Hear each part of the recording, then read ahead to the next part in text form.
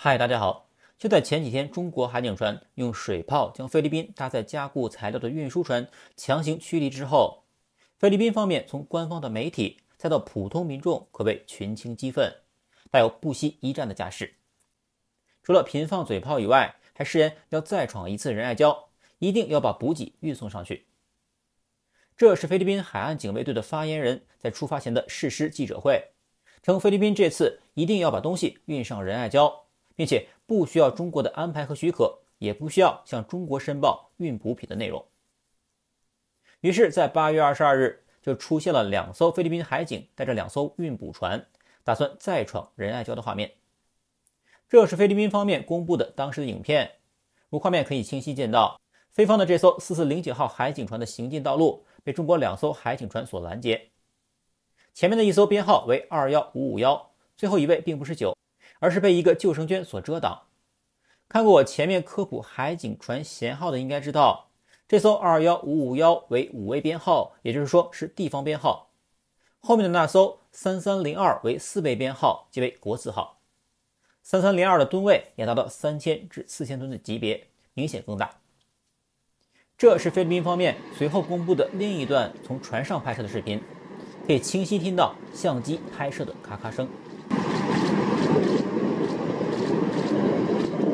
明显是这艘菲律宾海警船上载满了记者，并将镜头全部对准了中国海警船，试图拍下中国船舰粗暴干涉菲律宾运补马德雷山号的画面。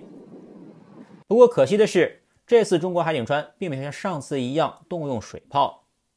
那么菲律宾这次的补给行动到底成功了吗？在22号当天下午，菲律宾立刻发布了一个声明，上面提到了菲方这次派出的2艘补给船和2艘海警船，在中国海警的封锁、骚扰和干扰下，成功完成了对仁爱礁马德雷山号的补给，并发布了这张成功抵达的照片。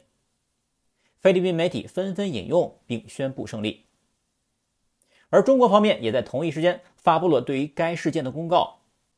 8月22日，菲律宾2艘运补船和2艘海警船未经中国政府允许，擅自进入中国南沙群岛仁爱礁临近海域。中国海警依法对非船只进行严正警告，全程跟监，有效规制。同时，针对非未搭载用于大规模加固违规建材的实际，从人道主义出发，对菲方向坐滩军舰运送食品等必要生活物资做出了临时性特殊安排。中国对包括仁爱礁在内的南沙群岛及其附近海域拥有无可争辩的主权，坚决反对菲律宾有关方面借运补之机向非法坐滩军舰运送违规建材。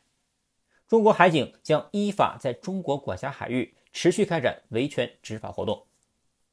简单来说，由于这次菲律宾方面运送的是生活物资补给，而非上次的船体加固材料，因此中国方面出于人道考量，是故意放菲律宾的补给船过去的。同一事件，中菲双方各执一词，形成了罗生门。到底是菲律宾抢滩成功，还是中国方面故意放行呢？隔天23日，中国海警的官方微博账号公布了当天的视频以及音频，我们立刻来看一下。菲律宾海警4409船，我是中国海警21556船。中国对包括仁爱礁在内的南沙群岛及其附近海域拥有无可争辩的主权。我方本着人道主义精神，只允许菲方为非法坐滩的军舰运送物资的船只进入，公务船只不得进入。为避免误判，立即向外远离，否则后果自负。Philippine Coast Guard Vessel 4409。从这个视频可以清晰看到，一上一下为中国的2艘海警船，中间的2艘，左侧的是菲方补给船，右侧的是菲律宾海警船。中方在无线电中明确告知了菲方，允许运送生活物资的补给船进入，但禁止菲律宾公务船进入。紧接着我们可以看到，本来位于右侧的菲律宾海警船乖乖地向左驶去，而补给船则立即向右来了个交叉线，所以仁爱礁应该就是位于整个画面的右侧了。因此从这个视频画面可见，菲律宾方面正是按照中国海警的要求进行的移动，完全谈不上什么硬闯成功。而随后菲律宾方面也公布了一个双方无线电的对话录音，让我们也一起来听一听。中国自古以来对包括仁爱礁在内的南沙群岛及其附近海域拥有无可争辩的主权。我方本着人道主义精神，只允许你方为非法坐滩的军舰运送食品等必要生活物资和轮替人员，不允许夹带建筑物资。China Coast Guard 5305. This is Philippine Coast Guard vessel. In accordance with international and Philippine national laws, you are within Philippine Exclusive Economic Zone. Your actions will affect Philippines-China relations and will be reported to concerned authorities. Over. 这是我们第一次听到双方无线电的通话内容。中国方面对于仁爱礁上的那艘破船，目前的因应措施也与我们之前的分析一致，那就是运送生活物资可以，但建筑加固材料门都没有。不过你在菲律宾媒体上却很少能够看到有人会把生活补给品和船体加固材料加以区分，通通宣称是中国阻止菲律宾运输补给，甚至菲媒根本提都不提什么船体加固材料。不过菲律宾人里也并非都是民粹，还是存在理性声音的。当然这种声音一经发出就会遭到围攻。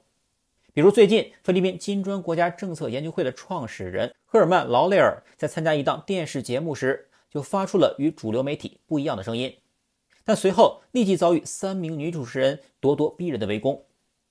不过这名专家的回怼却更为精彩，让我们一起欣赏一下吧。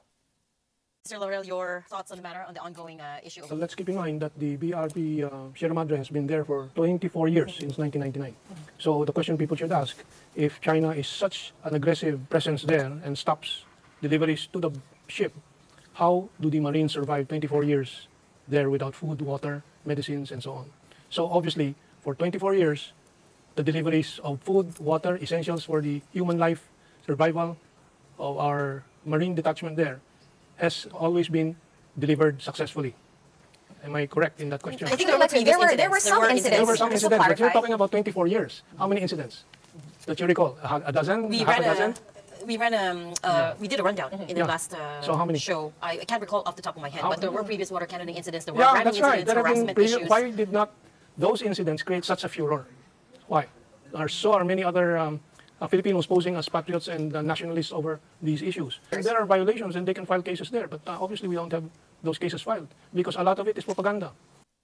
总体来说，8月22日的这场仁爱礁抢滩登陆，说白了就是菲律宾方面为了找回上次被水喷的面子，特意将运补品由建筑材料转为生活物品，在中方的默许下完成了这次对马德雷山号的补给，实则是一场做给媒体的公关战，而它的真实目的其实并未达成。